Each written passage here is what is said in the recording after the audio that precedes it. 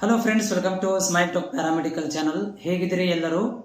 ನೋಡಿ, ಈವಾಗಲೇ KCET ಇಂದ ನೀವೆಲ್ಲ ರ್ಯಾಂಕ್ ನಂಬರ್ಗಳನ್ನು ತೆಗೆದುಕೊಂಡಿದ್ದೀರಿ ಮತ್ತು ಫುಲ್ ಟೆನ್ಷನ್ನು ಮತ್ತು ಫುಲ್ ಕನ್ಫ್ಯೂಷನಲ್ಲಿ ಮತ್ತು ಒಂಥರ ಹೆಂಗಪ್ಪ ಅಂತಂದ್ರೆ ಇವಾಗ ಇನ್ನೊಂದು 2 ದಿವಸದಲ್ಲಿ ಮದುವೆ ಇದೆ, ಏನೋ ಮದುವೆ ಅದರ ತಯಾರಿ ಮಾಡ್ಕೊಳ್ಳೋ ಸಲುವಾಗಿ ಓಡಾಡ್ತಿರ್ತಾರಲ್ಲ ಟೆನ್ಷನಲ್ಲಿ, ಆ ರೇಂಜಲ್ಲಿ ನೀವೆಲ್ಲ ಟೆನ್ಷನಲ್ಲಿದ್ದೀರಿ.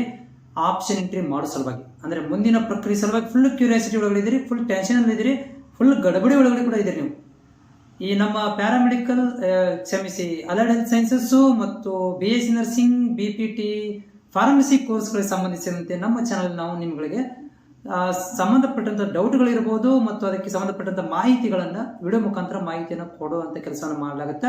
ಅದರ ಜೊತೆಗೆ ನಿಮ್ಮಲ್ಲಿ ಏನಾದರೂ ಪರ್ಸನಲ್ ಮಾಹಿತಿಗಳನ್ನು ತಲುಪಿಸಬೇಕಿತ್ತಂದ್ರೂ ಕೂಡ ನೀವು ಸ್ಮೈಲ್ ಟಾಕ್ ಪ್ಯಾರಾಮೆಡಿಕಲ್ ಇನ್ಸ್ಟಾಗ್ರಾಮ್ಗೆ ಬಂದು ನೀವು DM ಕೂಡ ಮಾಡಬಹುದು. ಅಲ್ಲಿ ಲಿಂಕ್ ಅದು ಏನಾದರೂ ಬೇಕಾದ್ರೂ ಕೂಡ ಅಲ್ಲಿ ನಾವು ಒದಗಿಸ್ಕೊಡ್ತೇನೆ. ನೋಡಿ, ಈಗ ನಾವು ವಿಡಿಯೋದಲ್ಲಿ ಮಾಡ್ತಿರೋಂಥ ಮಾಹಿತಿ ಏನಪ್ಪಾ ಅಂತಂದ್ರೆ, ಸರ್ ನೋಡಿ, ಇವಾಗ ನಮಗೆ ನಾವು ಅಲ್ಲಿ ಏನಪ್ಪಾ ಅಂತಂದ್ರೆ ಮಾಹಿತಿ ತಿಳ್ಕೊಂಡಿದ್ದೀವಿ. ವೆರಿಫಿಕೇಶನ್ ಸ್ಲಿಪ್ ಅದು ಯಾವಾಗ ಬರುತ್ತಾ? ಈ ವೆರಿಫಿಕೇಶನ್ ಸ್ಲಿಪ್ ಅನ್ನ ನಾವು ಯಾವಾಗ ಡೌನ್ಲೋಡ್ ಮಾಡ್ಕೋಬೇಕು? ಅದು ಡೌನ್ಲೋಡ್ ಮಾಡ್ಕೊಂಡ್ರೆ ಅದಕ್ಕೆ ನಾವು ಯಾವೆಲ್ಲ ಡಾಕ್ಯುಮೆಂಟ್ಗಳನ್ನು ನಾವು ರೆಡಿ ಮಾಡ್ಕೋಬೇಕಾಗತ್ತೆ ಮತ್ತು ನಾವು ಎಲ್ಲಿ ಹೋಗಬೇಕು ಅಂತ ಒಂದು ಕ್ವಶನ್ಸ್ಗಳು ನಿಮ್ಮಲ್ಲಿ ಇರುವಂಥದ್ದು.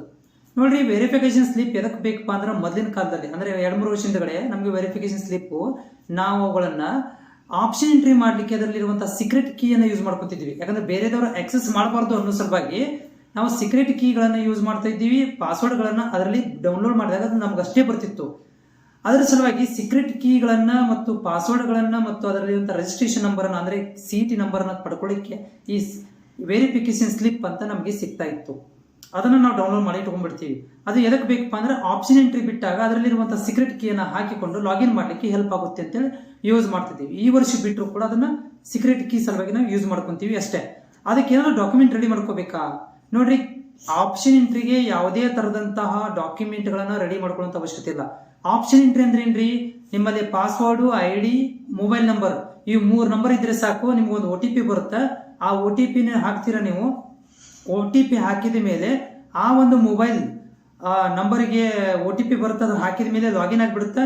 ಆ ಲಾಗಿನ್ ಆಗಿರುವಂಥ ಕಂಟಿನ್ಯೂಷನ್ ಆಗಿ ನೀವು ಒಳಗಡೆ ಹೋದ ಮೇಲೆ ಆಪ್ಷನ್ ಎಂಟ್ರಿಗಳನ್ನು ಮಾಡಲಿಕ್ಕೆ ಸ್ಟಾರ್ಟ್ ಮಾಡಿಬಿಡ್ತೀರಿ.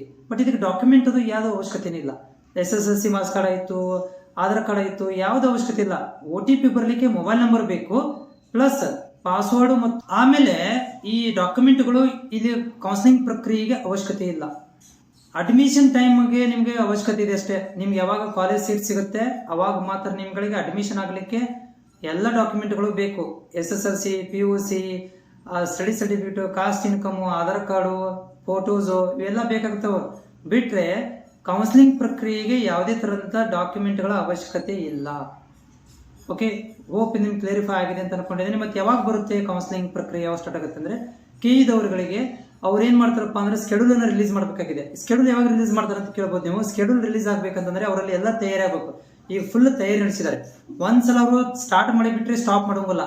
ಅದಕ್ಕೆ ಅಡ್ವಾನ್ಸ್ ಆಗಿ ಮಾಡ್ತಾರೆ, ಎಲ್ಲರೂ ತಯಾರಿ ಮಾಡ್ಕೋಬೇಕು. ಡಾಟಾ ರೆಡಿ ಮಾಡ್ಕೋಬೇಕು, ಎಲ್ಲ ಕಾಲೇಜಿಂದ ಸೀಟ್ಗಳನ್ನು ತರಿಸ್ಕೋಬೇಕು, ಎಲ್ಲ ಕೋರ್ಸದ ಸೀಟ್ಗಳನ್ನು ತರಿಸ್ಕೋಬೇಕು, ಎಲ್ಲ ಕೋರ್ಸದ ಸೀಟ್ಗಳನ್ನು ತರಿಸ್ಕೋಬೇಕು, ಎಲ್ಲ ಡಿಪಾರ್ಟ್ಮೆಂಟ್ ಇಂದ ಬರಬೇಕಪ್ಪ ಅಂತಂದ್ರೆ ಟೈಮ್ ಆಗುತ್ತೆ. ಹೀಗಾಗಿ ಅದನ್ನು ರೆಡಿ ಮಾಡ್ಕೊಂಡ ತಕ್ಷಣ ಅವ್ರು ಏನು ಮಾಡ್ಬಿಡ್ತಾರೆ ಅಂತಂದ್ರೆ, ಆಪ್ಷನ್ ಎಂಟ್ರಿ ಇರ್ಬೋದು, ಸೀಟ್ ಮೆಟ್ರಿಕ್ಸ್ ಇರ್ಬೋದು, ಆಮೇಲೆ ಫೀಸ್ ಸ್ಟ್ರಕ್ಚರ್ ಇರ್ಬೋದು, ಲಿಂಕ್ಗಳನ್ನು ಇರ್ಬೋದು, ಎಲ್ಲನೂ ಕೊಟ್ಟು ಬಿಡ್ತಾರೆ.